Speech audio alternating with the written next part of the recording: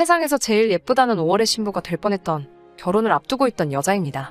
결혼 준비 앞두고 10월드는 없을 것 같이 잘해주던 예비 시부모님과 예비 신랑의 변해버린 모습에 파혼을 결심하게 되었어요. 저는 올해 30살이고 전문대를 졸업하긴 했지만 한 분야에서 23부터 일해오며 경력과 능력 인정받으며 회사 생활하고 있습니다. 꼭 결혼 자금으로 써야겠다 하고 모아둔 돈은 아니지만 처음 일 시작하면서 열심히 모아오니 저금으로 8천 정도 가지고 있습니다. 그 정도 저금하면서도 집에 손 벌린 적 한 번도 없었고 오히려 제가 번 돈으로 부모님 용돈도 드리고 하고 있습니다. 지금은 아니지만 저와 결혼할 뻔했던 예비신랑. 이제는 예비신랑이 아니네요. 아무튼 그 사람은 저보다 2살이 많았고 나름 좋은 학교로 유명한 4년제 대학 나와서 중견기업에 취직해 일하고 있습니다. 저는 개인적으로 결혼 준비가 거의 끝난 거나 마찬가지라 생각했기 때문에 그 사람하고 결혼 이야기 오고 가기 시작하면서 저는 준비할 게 없는데 오빠는 어떠냐고 물어봤어요.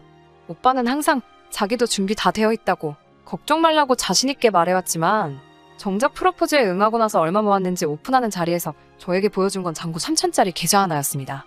32살에 3천만 원. 물론 이 돈이 적은 돈이라고 생각하지는 않아요. 군대 대학교 졸업부터 취직 준비까지 저보다 사회생활 시작한 게 늦는 것도 이해하고 대학교 나오면서 학자금 대출이 있었을 수도 있고 스펙이다 뭐다 좋은 회사 들어가려 늦게까지 더 공부했던 부분도 있을 테니 지금 모아놓은 돈 얼마보다 앞으로 둘이 할 일이 아껴가며 모으면 된다는 생각이었어요. 오히려 그 사람 기죽을까봐 제가 모은 돈이 더 많다는 것도 저희 부모님 앞에서 티 하나도 안 내고 배려해줬습니다. 상견례 할 때도 분위기도 아주 좋았습니다. 결혼식은 서로 간소하게 하자고 하시며 둘이 사랑해서 결혼하는 거니 부모님들은 뒤에서 믿어주고 간섭하지 말고 응원해주는 게 맞지 않겠냐고 예비시댁 쪽에서 먼저 말해주셨어요. 저희 부모님도 그 말이 맞다고 하시면서 상견례도 별 문제 없이 끝났습니다. 결혼 준비는 그렇게 별 문제 없이 진행되는가 싶더니 요즘 같은 전세대란에 둘이 모은 돈으로는 혼수며 집이며 아무리 열심히 알아봐도 답도 안 나오고 힘만 들더라고요. 결국 양가 부모님들께 손 벌리지 않기로 한 결혼식이었지만 전세집 구하는 것만이라도 조금 도와주십사 해서 각자 집에 알아보기로 했습니다. 저에 비해서 그 사람이 모은 돈이 터무니없이 적었기 때문에 현실이라는 벽 앞에 부딪히니 조금이라도 지원을 받는다면 좋겠다는 생각이 들었어요. 저희 부모님은 남편이 사실 모아놓은 돈이 별로 없었다는 말에도 그다지 화를 내거나 하지 않으셨습니다. 오히려 그런 상황이었으면 진작에 물어보지 않았느냐며 그러면 진작에 같이 고민해보지 않았겠느냐고 저를 나무라셨어요. 저희 부모님한테는 지금 살고 계시는 아파트 말고 다른 동의 평수가 조금 작은 아파트 한 채가 더 있으세요. 전세를 주고 있던 아파트였는데 저희 결혼할 때 맞춰서 그 집을 비워줄 테니 일단 그 집에 들어가서 살면서 돈을 더 모아. 그 후에 이사를 가는 게 어떻겠냐고 하시더라고요. 부모님이 선뜻 그 집에서 살 수 있게 해주신다는 말에 놀랐어요. 왜냐하면 그 집은 저희 오빠가 결혼할 때 주시려고 하던 아파트였거든요. 오빠도 결혼하려면 그 집이 있어야 결혼 준비할 때 면이라도 설 텐데 오빠도 당장 결혼할 생각도 없다고 하니 그때까지라도 저희 보고 몇 년 동안 그 집에서 살면서 돈을 모으라고 하네요. 그 말에 염치 없는 건 둘째치고 너무 감사하고 기분이 좋았습니다. 집 문제가 이렇게 해결되는 건가 싶어 한시름 놓게 되었으니까요. 그 기쁜 소식을 그 사람에게 곧바로 전화로 전해주려고 하다가 그 사람도 예비시댁에 물어보기로 한 게 있으니 다음날 만나서 이야기해보기로 하고 연락을 따로 하지 않았습니다. 다음날 그 사람을 만나 물어봤어요. 오빠 쪽 부모님은 따로 무슨 말씀 없으셨냐고요. 그 사람은 조금 쭈뼛대면서 왜 이제 와서 그러냐는 말을 들었다며 시댁 쪽에서는 더 도와줄 수 없다는 대답을 들었다고 하네요. 제가 모은 돈도 더 많은 상황에 저희 부모님께서 집 문제까지 어느 정도 해결해 주신 상황인데 단돈 1,000만 원 정도라도 도와주실 걸 기대했어서 그런지 기분은 썩 좋지 않았습니다. 하지만 애초부터 손 안 벌리고 결혼하기로 이야기가 나온 상황이니 그저 상황이 여의치 않으신가 보다 하고 그냥 넘겼습니다. 그 사람한테 저희 부모님께서 지금 전세 주고 있는 아파트에서 살게 해주신다는 말을 했더니 그 사람도 입이 귀에 걸려서 아주 좋아하더라고요. 집 문제가 해결되고 다른 결혼 준비를 하게 되면서 언젠가부터 그 사람 입에서 저희가 살게 될 아파트 시세라든지 생략하기로 했던 예단이니 뭐니 그런 단어들이 나오기 시작했습니다. 무슨 소리 하는 거냐 되묻는 저희 말에 그냥 궁금해서 물어봤다는 식으로 말끝을 흐려서 별일 없을 줄 알았는데 그때 확실하게 이야기를 해둘 걸 그랬네요. 어느 날 저한테 예비시모로부터 전화가 한 통 걸려왔습니다. 전화기 너머 예비시모 목소리가 평소와는 조금 다른 차가운 느낌이 들었어요. 무슨 급한 일인지 퇴근하자마자 시댁으로 오라는 말에 찾아갔습니다. 그 사람 집에 저희 집과는 완전 반대 방향이어서 1시간이나 걸리는 거리를 지하철을 타고 갔어야 했어요. 시댁에 도착했는데 저를 반겨주시는 게 아니라 왠지 모르게 차가운 느낌으로 저를 대하시더라고요. 대뜸 저한테 앉아라 한마디에 저도 모르게 그냥 자리에 앉았습니다. 마실 것 하나 안 내주시고 저한테 하시는 말을 들으니 정말 어이가 없었어요. 대뜸 집을 사돈 쪽에서 해주신다지? 라고 물어보더라고요. 솔직히 집을 해주시는 건 아니었지만 오빠가 결혼할 때까지 그 집에서 저희가 살게 된 거였으니 맞다고 네라고 대답했어요. 제 대답을 듣고 저에게 이어서 하시는 말이 결혼하면 원래 시댁 쪽으로 와서 살아야 되는 건데 이야기 들어보니 사돈어른 살고 계시는 같은 아파트라며? 라고 물어보시더군요. 무슨 뜻으로 하신 말인가 저는 그때 알지 못했으니 예비시모 말씀에 또 맞다고 대답했고요. 그랬더니 예비시모가 저한테 한다는 말이 자기가 그 아파트 시세를 알아봤더니 얼마 정도더라. 그러니 그 집을 정리해서 이쪽으로 집을 구하고 남는 돈으로 혼수 같은 걸 채우는 게 좋겠으니 그렇게 하라고 하시더군요. 쓰다 보니 예비시모라고 쓰기도 싫으네요. 아무튼 그 사람의 엄마가 저한테 하는 말에 저는 그런 게 아니라고. 그 집은 저희 부모님이 오빠 결혼할 때 주기로 한 집이고 저희는 지금 상황에 집 구하는 게 여의치 않으니 집을 구할 때까지 그 집에 들어가 사는 거라고. 그러니 그 집을 팔아서 새 집을 구할 수는 없다고 설명을 드렸어요. 그러면 집을 주는 것도 아니네? 라고 하시면서 아주 부모가 딸을 끼고 살려고 별수를 다 쓴다고 하시네요. 집을 해결해주신 저희 부모님께 고마워해도 모자랄 판에 지금 우리 아들을 대릴 사위로 데려가려는 거냐 하는 말도 안 되는 소리를 듣고 있자니 열이 받아서 그 자리에서 그 사람 엄마가 하는 소리 더 듣고 싶지 않아 그냥 자리를 박차고 일어나 아무 말도 하지 않고 밖으로 나왔습니다. 제 뒤에다 대고 어른이 말하는데 저 싸가지 좀 보라면서 고래고래 소리를 지르는데 솔직히 너무 열받아서 뭐라고 했는지 귀에 다 들어오지도 않았어요. 집에 오자마자 부모님께 나 결혼 안 할 거라고 말을 했더니 그래? 그럼 하지 마. 라고 대답하시며 이유도 물어보지 않으시고 별일도 아닌 것처럼 알겠다고 하시는 반응에 조금 의아했어요. 방에 들어가서 침대에 누워 씩씩대고 있으니 그 사람한테 전화가 오더군요.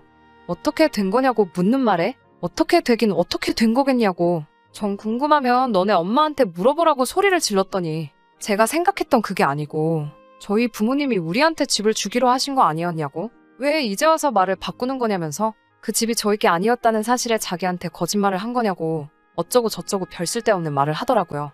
여태까지 제가 이딴 놈하고 결혼 생각을 했다는 사실에 화가 나서 다음날에 플래너한테 전화해서 전부 다 취소하라고 난리법석을 떨었어요.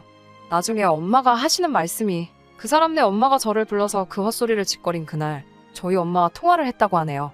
이런저런 이야기 나누시다가 그 집에 대한 이야기가 나왔고 집 시세를 물어보시고 나서 전화를 끊으려고 하는 찰나에 예단 목록을 보내드릴 테니 확인을 하라고 했다네요.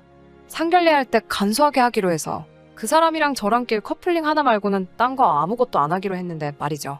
아무튼 엄마도 간소히 하기로 했다는 말을 기억하셔서 그냥 옷이나 한 벌씩 해달라 하실 건가 싶어서 그 사람네 엄마가 보내준 예단 목록을 확인해봤는데 글쎄 거기에 적힌 건 별 5개짜리 돌침대랑 요즘 새로 나온 김치냉장고, 시댁 친척들한테 돌릴 이불옷 세트랑 명품백이 적혀 있었다네요.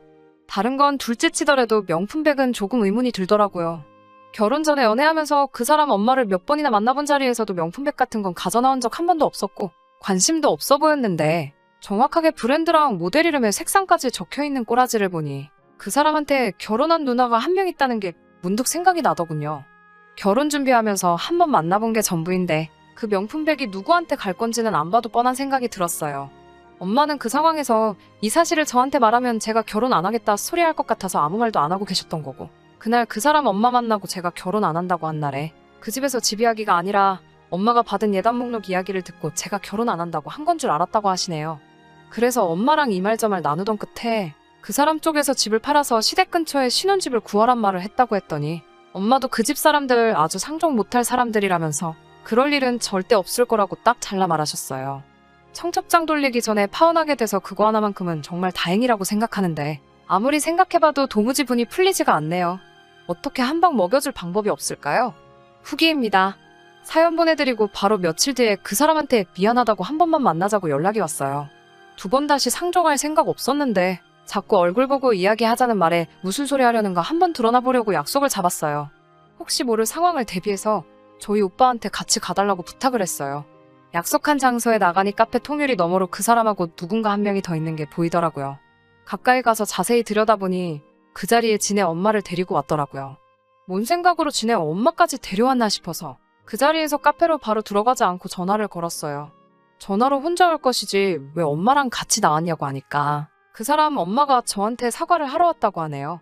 자기가 엄마한테 쓴소리하고 아들 혼사길 막을 셈이냐고 단단히 한마디 했다고 지네 엄마가 진짜 저한테 사과하러 같이 나오신 거라고 하는 말을 하는데도 저는 볼일 없다고 그냥 갈 거라고 쏘아붙였어요. 그 사람이 유리창 밖으로 저를 봤는지 그 길로 손살같이 튀어나와서 저한테 미안하다고 사과하면서 다시는 이런 일 없을 거라고 제가 하라는 대로 다 하겠다고 용서해달라고 비는데 또 그렇게 비는 모습을 보니 눈물이 찔끔 나더라고요. 제가 왜 그랬나 싶네요.